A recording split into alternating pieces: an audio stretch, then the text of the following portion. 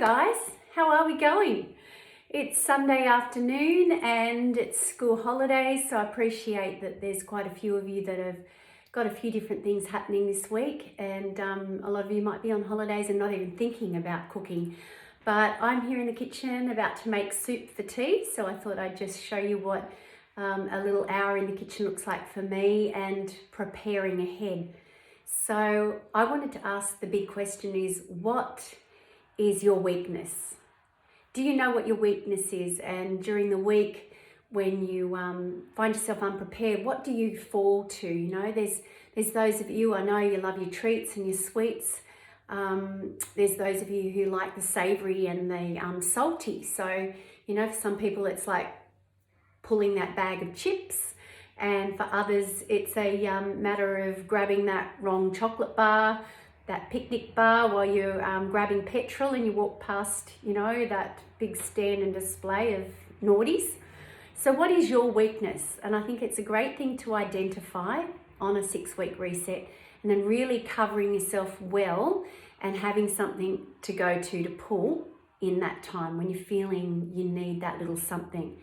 So, you know, there's a lot of snacks and tricks that we can actually prep and make up and put in Ziploc bags and throw them into the freezer, and you can have those bliss balls, you can have those things to pull at any time. So I am making a tomato soup tonight. I've got this lot of tomatoes to use up, and I just love, you know, this time of the year. I mean, I can eat soup any time of the year, but this time of the year when it's a bit colder, a nice nourishing bowl of soup, and you can smuggle as much extra goodness, you can put your herbs in there as possible and really make it a nice nutritious meal. So health tip for today is replace one meal with a liquid meal like soup or a smoothie. So we've talked about this before, and a lot of you may already be having a juice, but if you can just replace one meal a day with a liquid meal and leave yourself lighter, I would recommend it highly at night time. So there's times when I've had my main meal, which is usually lunchtime, and then by, you know, 5-6 o'clock, I can have just a nice little soup or even a smoothie. So, you know, if it's hotter and I want to get out some avocados, berries, greens and some cacao powder, it's a great way to, you know, do more of a sweet replacement. Instead of having a savoury soup, you might go for more of a sweet smoothie. And that could be any blend of fruit. Get some greens in there, get some healthy fats in there too. So let me turn your attention over here to my Thermomix. Number one, now I'm blessed to have a Thermomix, and of course this helps me smash down even more in the kitchen. So you can of course do this in a saucepan. If you want the conversions of this, you only have to yell out and I can let you know what sort of a process you'd be doing. So here's some of my favorites. These are a lineup of regular things that I do, just in my bookmarks on my Thermomix planner. So I'm going to bring up something that I love. It's just that little sweet treat after a meal. And if I haven't bought good chocolate with no sugar, it's a problem, because, you know, sometimes you just feel like that hankering for a little sweet treat. So I find this is a really good recipe for that. It's a fudgy type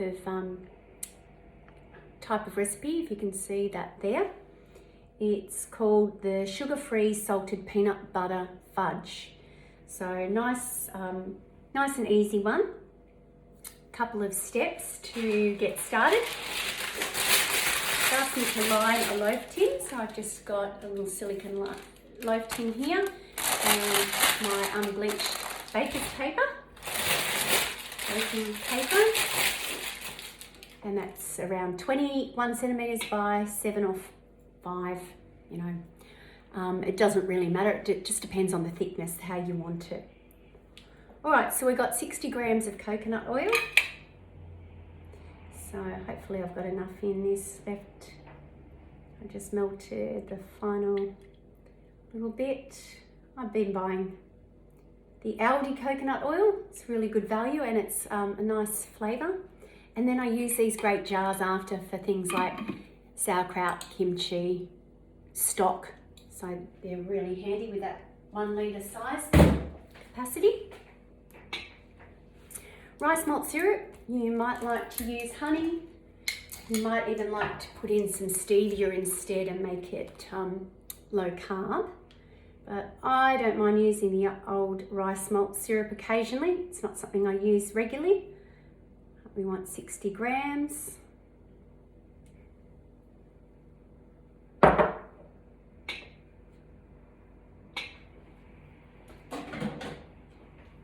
Alright, this is just going to, if you had this on a saucepan, what you're just wanting to do is heat it up. So you're combining the honey and the oil together, a bit like when you're doing the butter.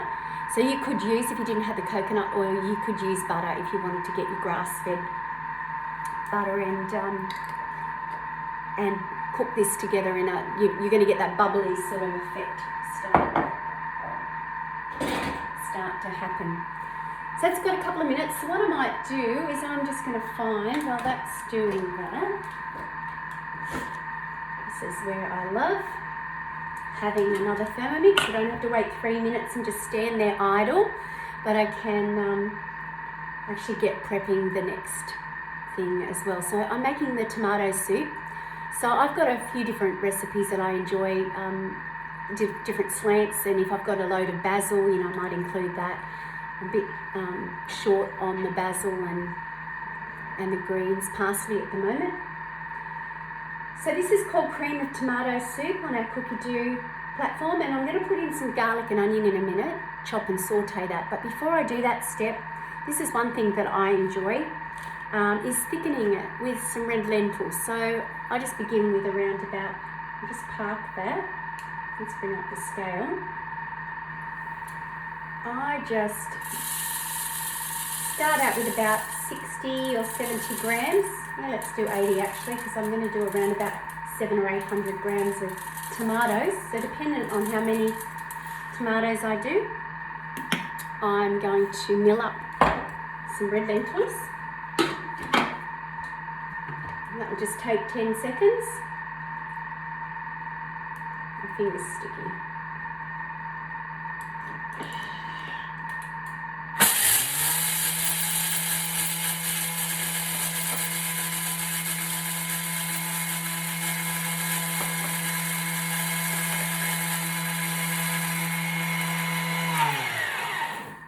We can do this with rice flour as well. That's great thickener. You might want to use green lentils. That's a great thickener too. Failing that, I mean, if you don't want to do the grains, you could just use good old corn flour, tapioca flour for a thickener. Or this one is actually called cream of tomato soup, so you can just use your cream. But I'm trying to get away from, you know, heavy dairy through this reset. So let's go back to that. Okay, we want 1 clove of garlic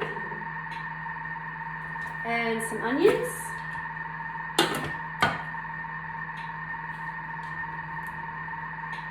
All right, just going to chop those up.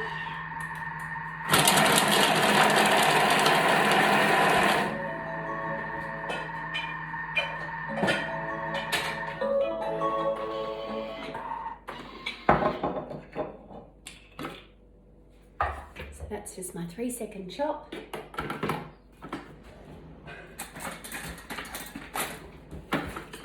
Scrape down the sides. All right, we want either 30 grams of butter or oil.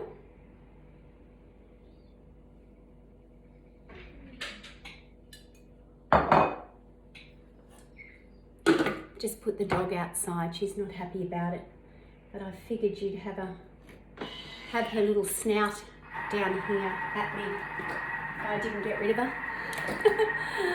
Okay, so we're going to add now, let's just put it back to a boil. I'm going to add a teaspoon of vanilla powder. Vanilla powder or liquid, of course liquid's fine, more popular. Okay, a couple of pinches of sea salt flakes. Well, the flakes are great. but if you don't actually keep the flakes, you can just do your good old Himalayan salt. Okay, now we want 60 grams of coconut cream. So I've said this before, I usually purchase the Aldi coconut cream at 89 cents a tin. It's pretty hard to beat that price. And the only thing is it's often very solid, so you're just wanting to get some of the cream at the top, and then of course some of the liquid that's also in there.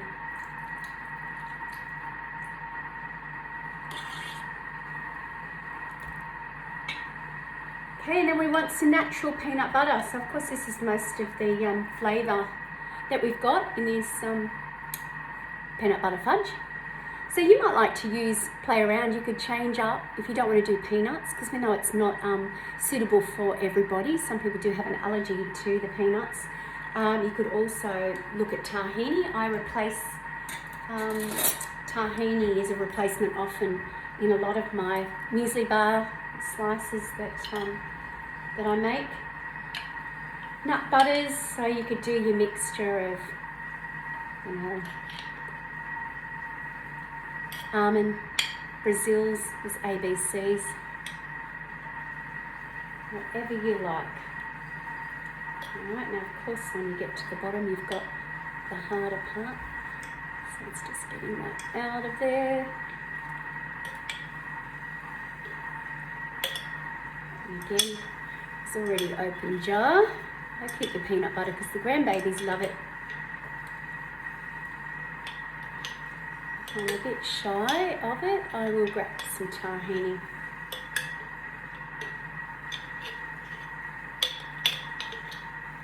Which I am, so let's just grab that out.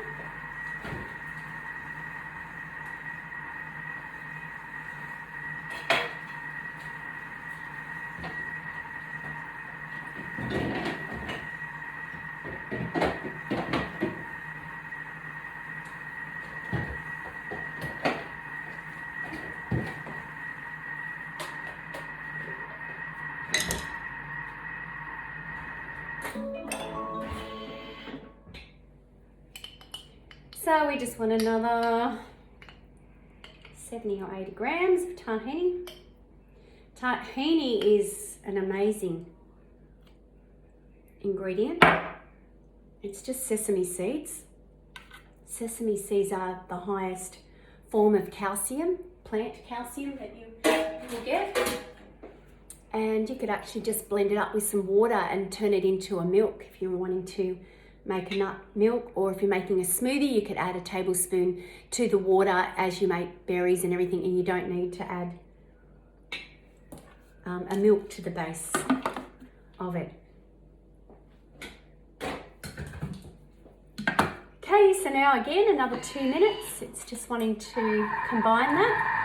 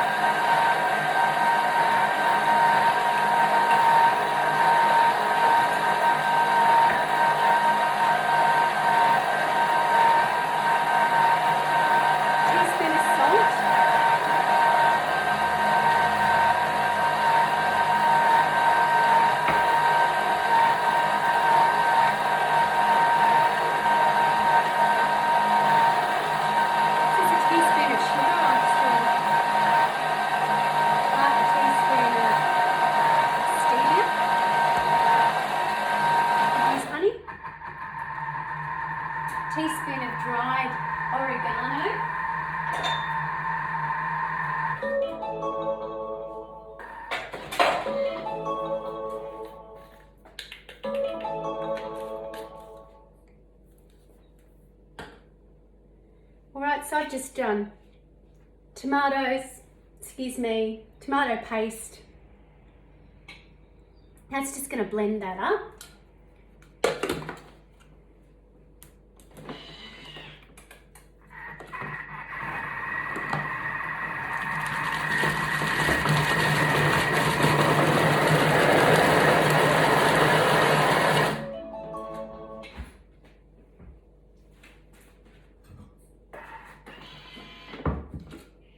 Okay, so it's always good when you're making soup is just blend down the ingredients first. So if it was a cauliflower in your Thermomix, just chop that down first, and then it's smaller particles and it can cook quicker. So it's just blended down the tomatoes. All right, I'm going to add in the lentils. This is going to thicken it. Now I could also, to make this more of a cream of tomato, as the name of it is, I could also do a handful of cashews in the final blend, or put them in here to cook them up as well. And that also gives it a nice creamy, dairy-free alternative. 500 grams of water. I like it a bit thicker, so although I've increased the tomatoes and everything else, I haven't increased the water. We've got 1 tablespoon of veggie stock paste. We make that in the Thermomix, so it's all additive free. Okay, pop the lid on, 15 minutes cooked, and then we're going to blend it at the end of that. So that's as easy as my soup goes. And now we're just going to pour out.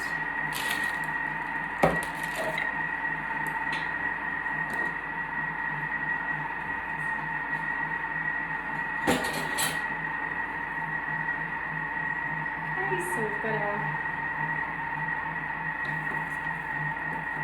peanut butter fudgy mix going to be poured into a tin. So of course this has got to set now for a couple of hours. I'll pour it out and I'll show you what it looks like. And you could do a quick version in the freezer, you just don't want to freeze it up, but you know, probably an hour in the freezer would set it firmer quicker. Oh, it smells good. And it tastes good too. I'm just going to pop that.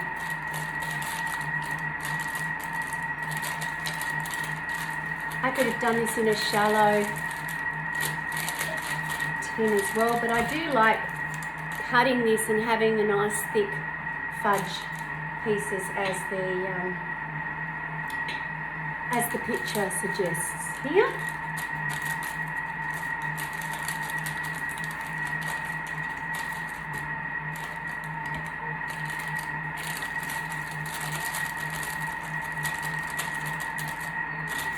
So there it is, my beautiful peanut butter fudge.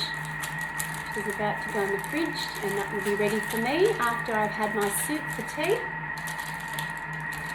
I'll be able to enjoy some little sweetness.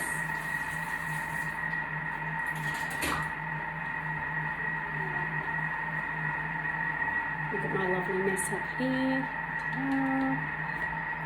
It's just so you've got a little bit to munch on while you're finishing up. So I hope you've enjoyed that. That's just a quick 15-20 minutes in my kitchen at night making dinner. It's usually a snack, something on the go. So I'd love you to pop in down below in the comments, what is your weakness and what are you going to make? What's one thing that you're going to make this week to avoid snacking on something while you're doing the reset? You don't want to go there. I'd love a bit of interaction. It'd be great to see some of you posting what you're making and any recipes that you've got for the gang, because a lot of us are doing sugar-free, gluten-free, and I know even some of you are combining some of those intermittent fast days and increasing it. So love to see what you've got. You can see my cat in the background. She's been locked out, so I'll let all the pets in now. I'll say good night. Enjoy, have a great week. Those of you who are on holidays, stay on the reset page. I encourage you every day, if you can just tune in for 15-20 minutes go over the old stuff that we've got. If you just select up the top on files, you can see recipes and ebooks. If you select videos, you can go through and work through previous recordings that we've done. So it's all about staying in that mind frame of resetting. Have a great night. See you soon.